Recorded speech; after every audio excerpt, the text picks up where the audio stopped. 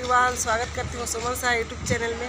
तो चलिए आज चलते हैं नंदन कानन, जो कि उड़ीसा भुवनेश्वर में स्थित है, जो कि इंडिया का बहुत ही बड़ा रिजर्व फॉरेस्ट है। तो पूरा शेयर कराऊंगी, इन तक बने रहिए। तो चलिए चलते हैं नंदन कानन।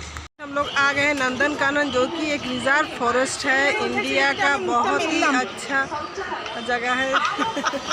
अब आ गए नंदन कानन का भीतर। फ्रेंड्स देखिए कितना अच्छा नज़ारा है, और एक एक करके सारे जानवर से दर्शन कराऊंगी आप लोगों को। तो इन तक बने रहिए मेरा चैनल में। देखिए कितना अच्छा दिख रहा है, और यहाँ फुहारा है, बहुत सुंदर सा, बहुत खूबसूरत लग रहा है फुहारा। तो देखिए एक मंदिर जैसा भी है।